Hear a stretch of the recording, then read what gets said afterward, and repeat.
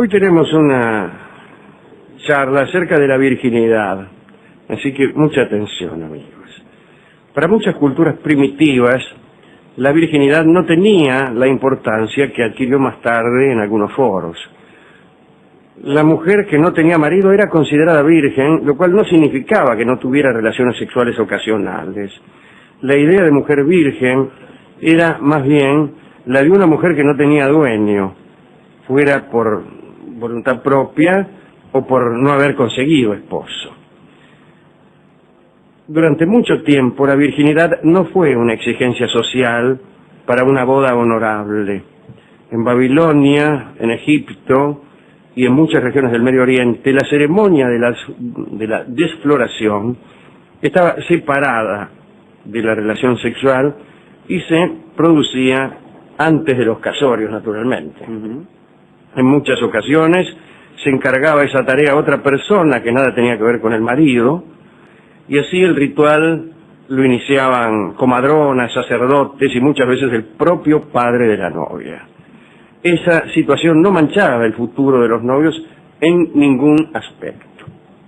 Más allá del contraste con lo que sucedió desde la aparición del cristianismo, lo cierto es que muchas divinidades o héroes míticos nacieron de madres vírgenes. Recordemos al Buda, que nació de Maya, una madre virgen. Horus, el dios egipcio, que era el halcón, nació de un embarazo milagroso logrado por Isis, ya con Osiris muerto. Indra, según relata el Ramayana, nació de una virgen tibetana. Krishna, de Devaki, la virgen hindú. Y Rómulo y Remo también fueron engendrados por Marte en el vientre de una virgen.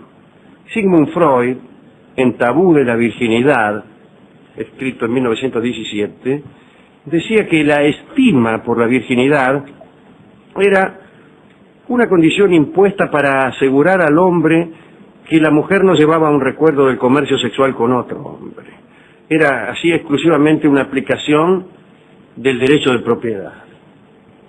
En los primeros siglos del cristianismo apareció la idea de mantener la virginidad como renuncia, ¿no? Y en la Edad Media se puso de moda incluso un asunto que perturbó a muchos matrimonios. Se trataba de los casamientos sin consumación.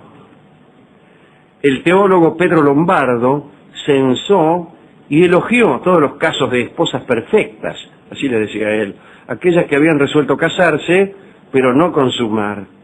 Santo Tomás confirmó la santidad de estas uniones. E incluso en el Apocalipsis podía leerse que los 144.000 salvados eran seres virginales.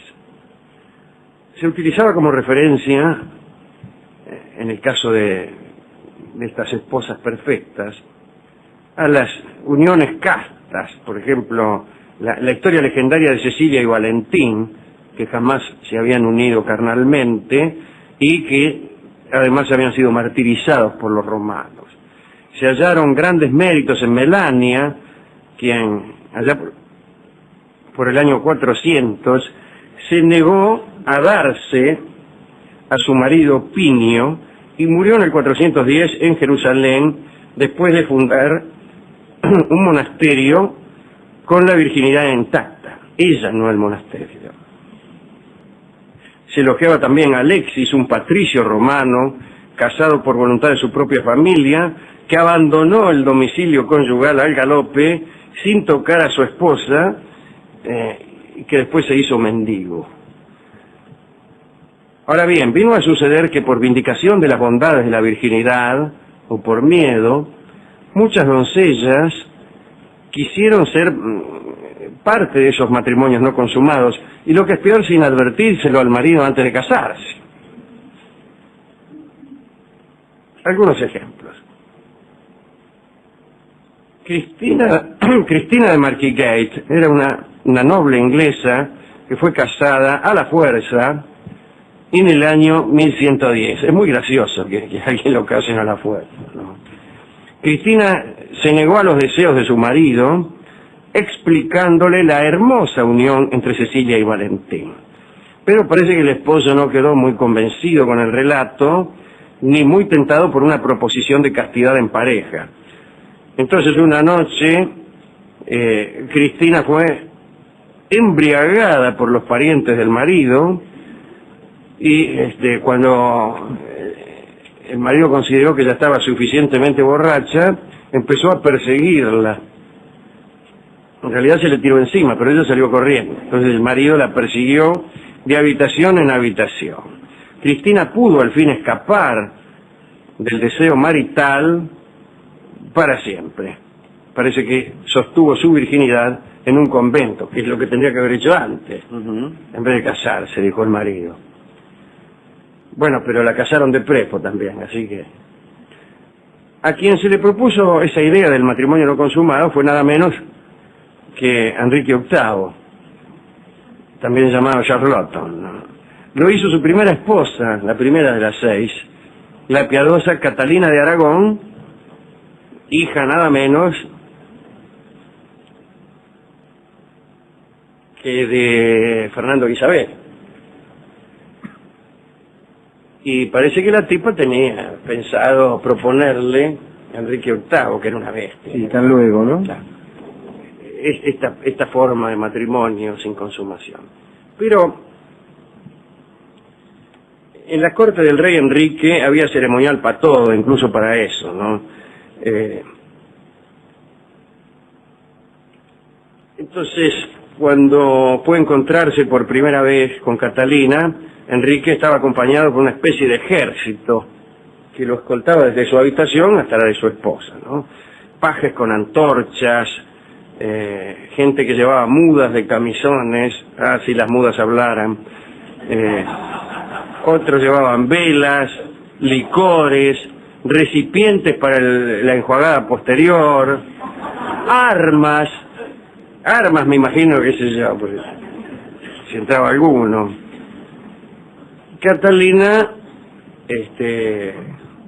vio aquellas armas que en realidad estaban vinculadas al erotismo de Enrique. A él le gustaba tener armas cerca, parece que veía un hacha y se ponía como loco el tipo. Pero Catalina interpretó mal, o quizá bien, aquellas armas. Creyó que si no cedía a todos los deseos del rey, le iban a liquidar con alguno de esos cazagañotes que había por ahí. Y entonces ni siquiera le dijo nada a Enrique. No le dijo, che, ¿qué te parece si hacemos un matrimonio casto? Y directamente, en cuanto lo vio venir, ya empezó a sacarse las pinchas, ¿no? Y este es el último caso de virginidades que tenemos en este catálogo de virginidades perdidas, ganadas o sostenidas.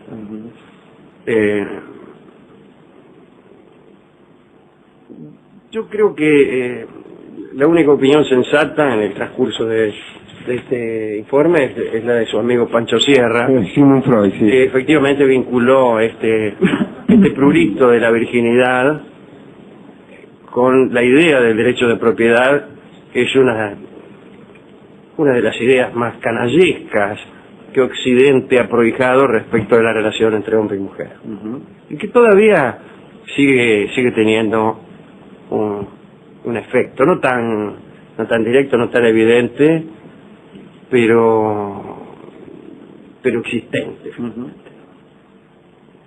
Bien. ¿Quiere hacer alguna dedicatoria a alguna persona célebre por su virginidad o por la precoz falta de ella? No, Alejandro, simplemente a las mujeres que a veces tienen que padecer o que han padecido en la historia por esta obsesión de la pertenencia de algunos hombres, ¿no? Yo quiero dedicar esto a las mujeres de Babilonia que estaban obligadas a prostituirse siquiera una vez en la vida. Ajá. Era obligatorio que todas las mujeres de Babilonia una vez en la vida se prostituyeran e iban a una escalinata en un templo de Babilonia y empezaban a esperar que alguno se les insinuara o le hiciera una proposición. Las lindas enseguida cumplían con la obligación legal y se reintegraban al circuito de sus amoríos comunes, ¿no? Cotidianos. Volvían con sus maridos, con sus novios, ¿no? O a su soledad. Pero las feas tenían mucha dificultad. Se ponían ahí en la escalera del templo y nadie las elegía.